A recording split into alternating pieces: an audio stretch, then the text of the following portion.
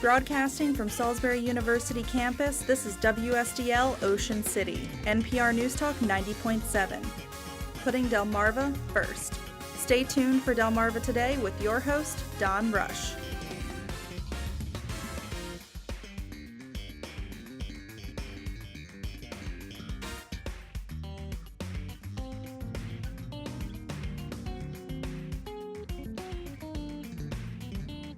Historical marker for a Confederate general in downtown Salisbury sparked petitions over whether it should be removed from county property. Welcome to Delmarva Today. This is Don Rush. His name is General John Henry Winder, or Winder if you prefer. He was born in 1800 in Somerset County and the son of a U.S. Army brigadier general who fought in the War of 1812. After attending West Point, Winder joined the U.S. Army, and when the Civil War broke out in 1861, he joined the Confederate Army, eventually overseeing its prison of war camps. In 1965, the Maryland Centennial Commission put up a plaque for the general, which was eventually moved to the nearby courthouse in downtown Salisbury. But now there's a petition by a group called Showing Up for Racial Justice, led by James Yamakawa, calling for its removal. That sparked a counter-petition to keep the historical marker, led by Jonathan Taylor, who writes the Eastern Shore News blog. And this morning we have James by phone and Jonathan in studio, and welcome to the program. Thank you for having me, Don. So before actually we begin, let me just outline what the plaque says so everybody knows. It says, General John Henry Winder, CSA, born near Nanticoke. John Henry Winder was successively a graduate and instructor in West Point, a veteran of the Seminole and Mexican Wars. General Winder joined the Confederacy in 1861 and eventually directed all Confederate military prisons east of the Mississippi. And underneath it says Maryland Civil War Centennial Commission. So first of all, I want to turn to you, James, and give me your argument about why this particular plaque should be removed. Okay, so a couple things. First, Winder was born in Nanticoke, which was then part of Somerset County. Wicomico County was not created until after the war and Winder's death. The marker was erected in the 1960s during the centennial of the Civil War and at the height of the Civil Rights Movement. And the biggest thing, though, is it is a Confederate general's marker on the courthouse grounds, not 100 feet from where Matthew Williams was lynched in 1931, and equally as close to the former site of the Bird Tavern, where slaves were bought and sold in pre-Civil War days. So it's the image of having this marker commemorating a general who fought in the Confederacy for the cause of keeping Black Americans enslaved next to the site where Black American history has been forgotten and ignored. That'd be the main argument. Jonathan, how do you respond? Well, I completely disagree with that. I've had this conversation 1,000 times with people that I don't see that monument as being anything more than just a monument letting people know that a guy from the area was a general in the Civil War. It says Confederate, but there's no Confederate flag on it. It's just a regular flag showing up on it. And to kind of read too much into it, that's on the individual person, not on everybody in general. So I want to then turn to an interview I actually did with Mayor of Salisbury, Jake Day, who has called for removal of the historical marker. Now, he says he did so as a private citizen and suggests that the county and state will eventually have to decide if they will take action. And so we're going to go to that, and then after we come out of that, we're going to talk to Jonathan and get his reaction. My position is based on this. Morally, I have a problem with its presence. It represents a guy who I don't think very much of. And look, he's General Winder served his country for a period of time, and then he served the CSA for a period of time. I imagine there are good things that he did in his life, but I'm very aware of the bad things that he did in his life. The prison stuff. Yeah, so let's not forget that it's not as if this was, a general who led troops into battle and fought valiantly and passed away, and that's all she wrote. What in fact happened is, this is a man who was born in Nanticoke at the age of 2, was moved by his father to Baltimore, lived in Baltimore, then moved to North Carolina, lived in North Carolina, then went to West Point, became an officer in the Army, then defected and became an officer, fighting for the Confederate States of America. And as an officer there, he rose through the ranks, became a general, was given command of the prison system, where he was accused of and not found guilty of because he had a heart attack the year that he was supposed to go to trial, but was accused of torturing and murdering U.S. soldiers. And I imagine most of your listeners know that I wear the uniform of the United States Army. And I give no quarter to traitors. And anybody who killed U.S. soldiers by torturing them, not in the heat of battle, not in defending a position, but tortured people who were under his control and under his command, who he was supposed to take care of. This violates everything that's true and decent about represents any soldier, regardless of what uniform they wear, or any person in the military. What violates anything that I think is decent as a human being. And we've got a sign for the guy in Salisbury. So he has no connection to Salisbury, no connection to downtown Salisbury, no connection to that piece of property. And yet there are some significant historical Civil War era events that took place here. We have nothing that acknowledges Camp Upton. We have nothing that, in a significant way, we don't do a good job of acknowledging the history that is connected to Salisbury, and even that location, which, by the way, is a location where the second to last lynching in Maryland's history took place, and I think that's relevant to these conversations. So, with all that, why in the world is this sign here? If Nanticoke is proud of the guy, Nanticoke can have the sign. If Nanticoke's not proud of the guy, then, and I would understand why, then put it in a museum or something. I also think it's a bit disingenuous to suggest that this is an erasure of history. It's not accurate. It doesn't talk about the guy's history. It doesn't talk about what he did or what he was accused of. It doesn't talk about the evidence that supports it. It doesn't talk about any of that. It's a relatively benign marker in terms of its content. It's vanilla.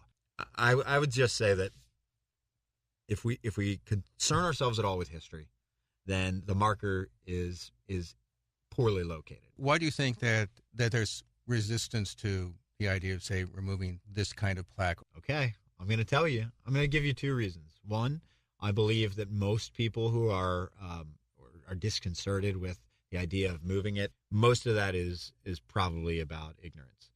Ignorance to the fact that General Winder isn't from Salisbury, doesn't have a connection here. They probably also don't know the history of General Winder and what he did. But I cannot fail to draw a connection between the fact that the very same people who say history is important, we need to keep that sign there, are the very same people who are opposed to anything that acknowledges the second to last lynching in Maryland of Matthew Williams on that property, on a tree that still exists on that property. That, to me, is just an undeniable connection. And it begs the question, why is one okay and why is one not? I don't want to speculate as to why. I would say that there are probably a variety of reasons that are rooted in history and that are rooted in deep emotions and maybe in family lineages. But I have a real problem that those two things seem to align so easily. So do you think there's this underlying racial quality then to this? Absolutely there is. Absolutely there is. And that's Mayor Jake Day, and he, of course, supports the removal of the historical marker. He does so as a private citizen. By the way, I should note that in talking to Jonathan earlier, he has no problems, as he indicated to me, to having some marker for Matthew Williams, who, of course, was lynched here in the 1930s. And I want you to pick up on what the mayor said. And one of the questions that arises from his description of the general himself is, maybe this is the wrong guy. We're not talking about a General Lee. We're not talking about, Stonewall Jackson. We're talking about somebody who was involved with the prisons and who was certainly accused of what would certainly be today war crimes.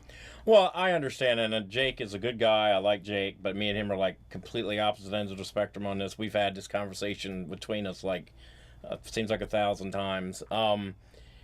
My great-great-great-grandfather was a prisoner of war in Libby Prison in the Civil War, and it was a prison that was being supervised by Winder, and, he was a prisoner exchange. I think what we miss is that this was the Civil War, where how the North won the war was cutting off supplies, to the southern states. That's how they won the war. So when the supplies are low, the Confederates couldn't even feed their own troops that were out on the front lines fighting, let alone be able to feed the way. And I'm not saying it's correct, but they couldn't have the food and supplies to take care of prisoners. But I mean, there was also that happened on the northern end as well. It's just kind of like a big broad spectrum of, painting it in one particular way. And as far as like, I understand what, some people want to look at it as a race issue, but I don't see it as that. I only see it as that if you want to see it as that. And I guess they could look at me and say, well, you're just not seeing it because you don't want to. No, I just don't see it, period. I mean, I just don't. I don't look at it and go, oh, this is celebrating racism. I just like, it's a guy from the area. I mean, even though he left it too, it don't matter. He was born here. And Wicomico County didn't even exist until 1867. So if that was the case, we would say nobody was from Wicomico County. If we're going to be putting that out there, that somehow nobody before that counts as a citizen. And the courthouse is the main place for Wicomico County. So, I mean, if you're going to celebrate somebody from the area, whether they're good, bad, or indifferent, that would be the location to put it. James, what about that? Well, I have two quotes that are going to connect to this here. The first is by a author, black author, Ta-Nehisi Coates. Racism is not merely a simplistic hatred. It is more often broad sympathy towards some and broad skepticism towards others. Now, the monument to General Winder, and it's a historical marker, it's a very simple plaque, but it still says something about what our community values. It says, we value this. We value this man's history, as disconnected as it may be from the area. Like as Jake Day wonderfully explained, much better than I ever could, that this man was not connected to the area as much as we think he might have been. So basically having that marker says that we value that history and not the history of other things surrounding the courthouse. As the cause of the Confederacy, you can't separate racism from the Civil War. You can't separate racism from anything in this country, honestly, in my opinion. For example, the vice president of the Confederacy, Alexander H. Stephens, in a speech he gave not 3 weeks before the start of the Civil War, when the South fired on Fort Sumter, he said, "Our new government is founded upon exactly the opposite idea. Its foundations are laid, its cornerstone rests upon the great truth that the Negro is not equal to the white man, that slavery, subordination to the superior race, is his natural and normal condition." And this wasn't an uncommon idea in the Confederate States. A handful of states, like Mississippi, Georgia, South Carolina, Texas, they had statements within their declarations of succession that says slavery was the main cause, like the main reason why they seceded from the Union. So you can't separate slavery, you can't separate white supremacy and racism from any discussion about the Civil War. So having this marker next to a place where slaves were bought and sold, and next to a place where years later a black man was lynched for the crime of being black, that itself says that our community values the history of this Confederate general more than the black history which is our history, which is American history, that surrounds that courthouse. Jonathan, how do you separate out the racial component of the Civil War on the one hand, as opposed to how many people certainly in the South may view it? Because if you look at, for instance, the racial legacy of slavery, once slavery ends, that doesn't mean that the racial component ends, right? Because we have obviously had Jim Crow. And even after when Jim Crow was legally demolished, they still had to have things like affirmative action in order to deal with that relationship, which lives on even often to this day. Yeah. How do you separate the two? And I mean, because on the one hand, you want to honor the people who fought. On the other hand, there is this cause. I mean, it seems to me it creates a conundrum, as it were. Well, I think it is. It's also a history lesson in and of itself, because, you take that the Civil War, there was the fighting and did involve slavery, but it also is, it's such a bigger scale of also not wanting like in our last election, people didn't want New York and LA deciding, an election by population centers, and the South looked at it as the North telling them what they should be doing, which was a big cause. And not every soldier was fighting for slaves. A lot of them were states' rights people, which is, a patriotic thing now to look at. But back then it was different. And I understand that people want to look at it as, the slavery thing, and that's absolutely horrible. And I don't think you'll find anybody that would sit here today and say, oh, slavery was good. Nobody's going to say that. I think what happened was you had groups like the Klan that took over that symbolism of the Confederacy to make their own hatred, and then people want to associate the Klan and the Confederate flag as just complete racism instead of just sticking to the Civil War, which was the difference between states back in the 1850s and 60s. That's my view of it.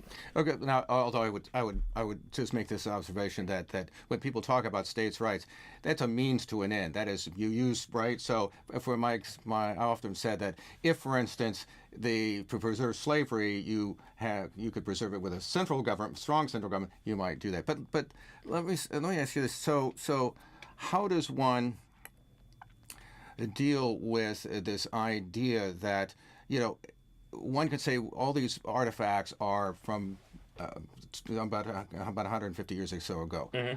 But the fact of the matter is that these artifacts have also been used for instance, in the opposition to Jim Crow, in favor of Jim Crow. So, for example, we saw a lot of Confederate flags go up above the state capitals during the opposition to desegregation.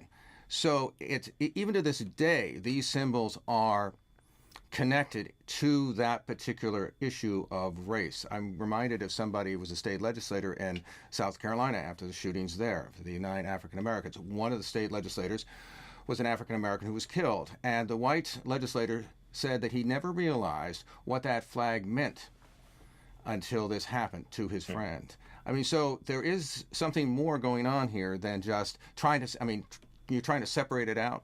Yeah, well, I think part of the problem also is when you see like the guy that went into church and shot, the black people in the church. What I don't like is people seeing this guy had Confederate flags and this guy had this kind of thing, and that must mean that that's what drove him to be an idiot and go in and kill people. I'm like, well, some people like the Confederate flag just because it symbolizes the South. I understand that the Klan and others used it as a way to be, a racist organization, and they're as much to blame for the problem as anybody else. Nobody has any tolerance for them, as well as, the groups like James runs that I think are the other way, forcing racism every single day on people that don't even think about it, and kind of forced issue on everybody to talk about it. And I just don't see it as much as people want to say that it's out there, because I think people are much more civilized these days, and it's not something that's in the forefront of everybody's mind. James, what about this idea about trying to address people who look at the Confederate flag or can look at Confederate symbols, and they don't see in themselves their identity to either slavery or to racism, that they simply see this as a symbol of heritage? Well, of course, obviously, many African Americans are going to see it in a much different light. How do you bridge that gap?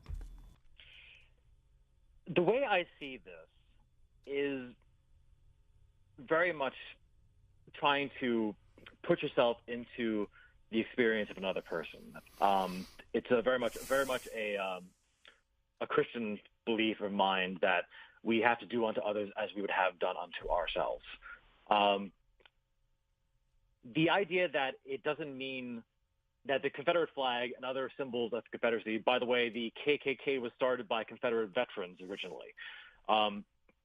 The fact that the Confederate symbols don't mean the same thing to a large segment of white Americans does not mean that the symbols don't mean something completely different to another section.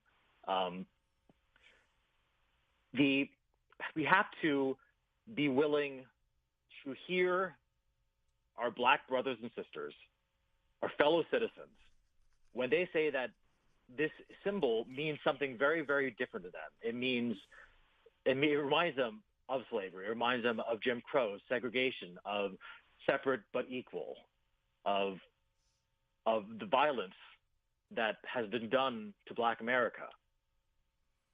And it's not on them to prove to us that that is true. It is on us. It's on white Americans like Mr. Taylor and myself to hear that and to take them at their word.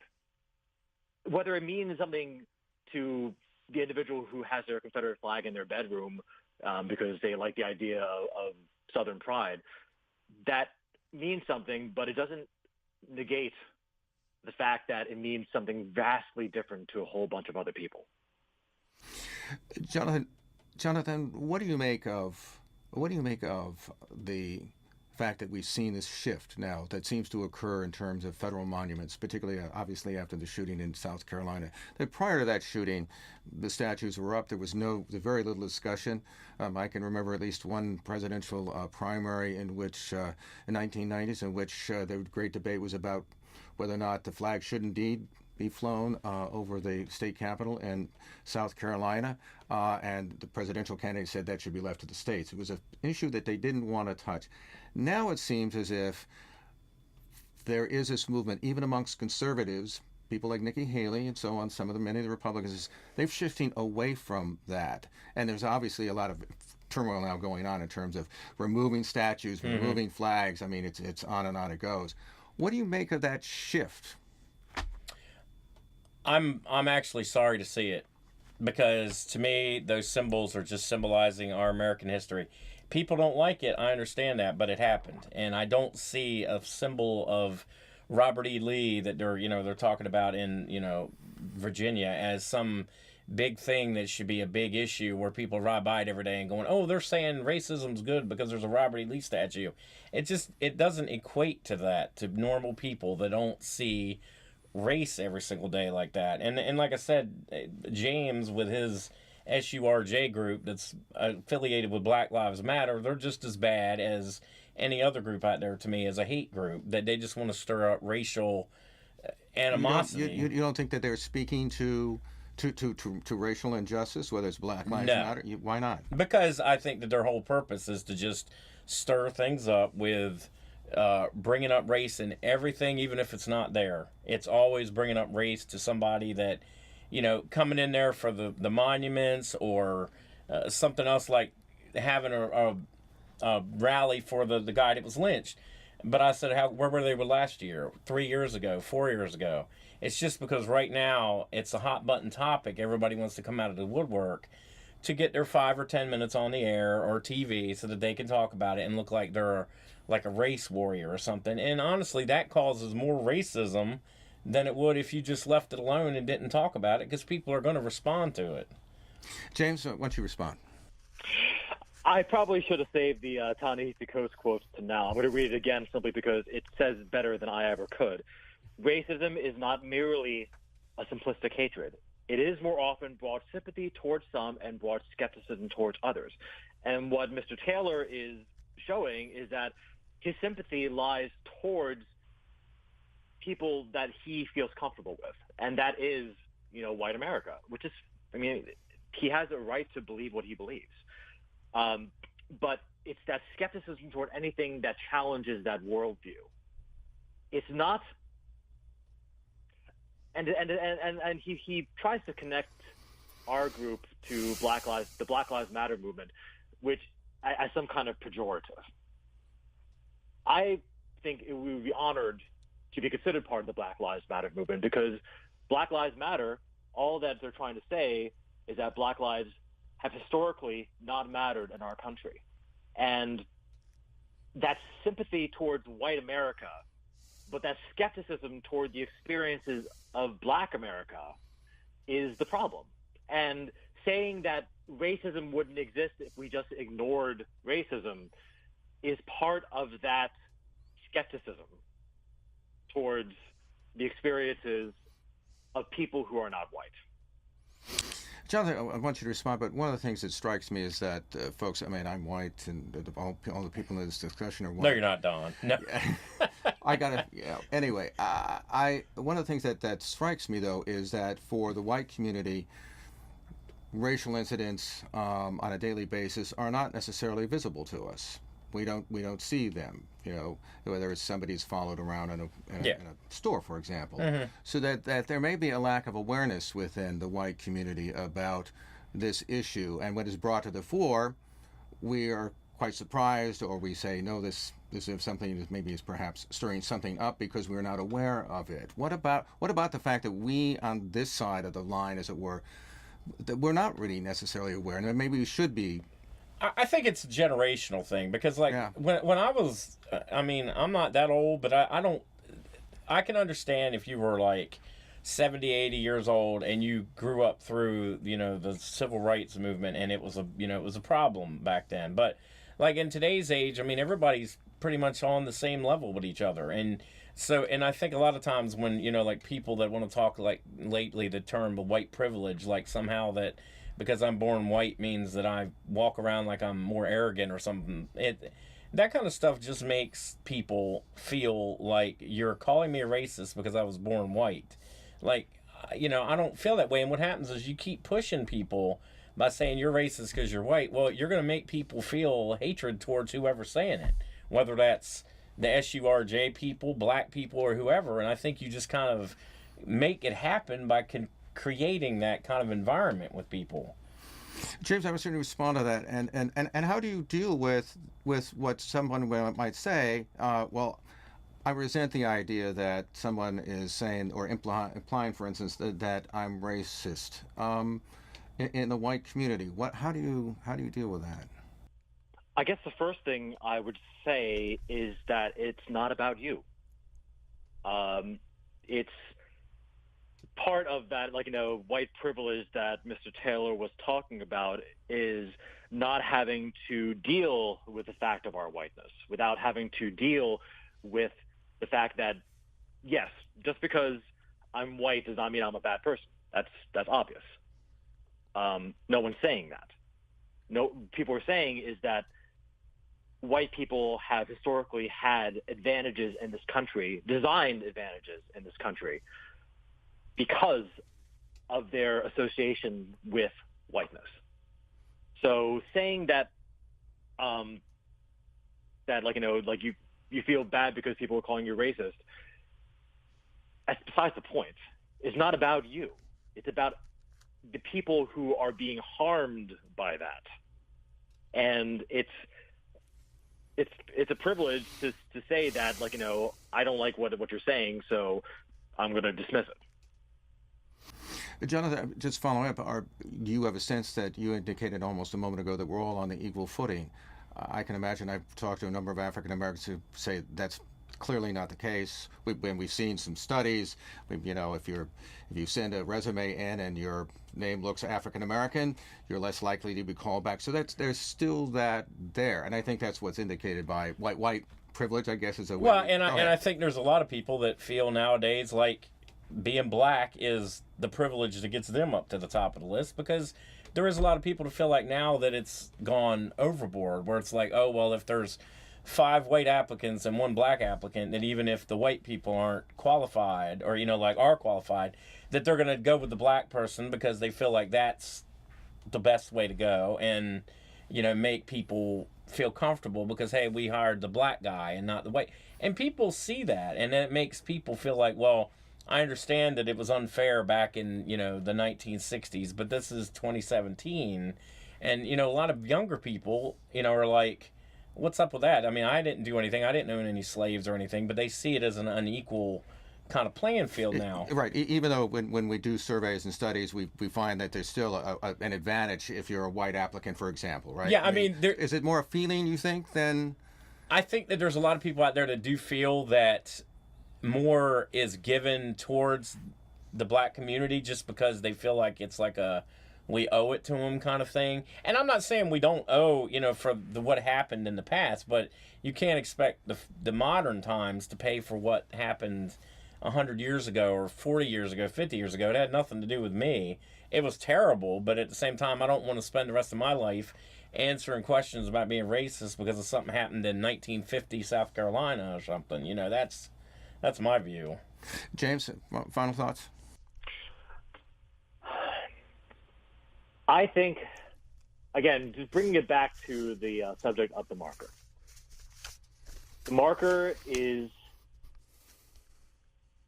honoring a Confederate general who fought for the cause of keeping black people enslaved, next to a courthouse where slaves were bought and sold, next to a courthouse where a black man was lynched by hundreds of white Salisbury residents for the crime of being black. White feelings do not matter more than black lives, than any lives. But in this case, we're talking about black lives. We've been speaking with James Yamakawa. He's with Showing Up for Racial Justice, and also Jonathan Taylor, who writes the Eastern Shore News blog. Appreciate both of you coming in and having a good discussion about this, and no doubt we'll see how the issue unfolds, particularly in terms of the plaque. This has been Delmarva Today. I'm Don Rush. Thanks for listening. Thank you for watching Delmarva Today, a production of Delmarva Public Radio. Production and audio engineering by Chris Frank. Hosted by Don Rush. For podcasts, visit delmarvapublicradio.net or subscribe to the Delmarva Today podcast on iTunes. Delmarva Today can now be seen on PAC 14. For the Delmarva Today schedule, visit pac14.org or view the latest issue of the Daily Times.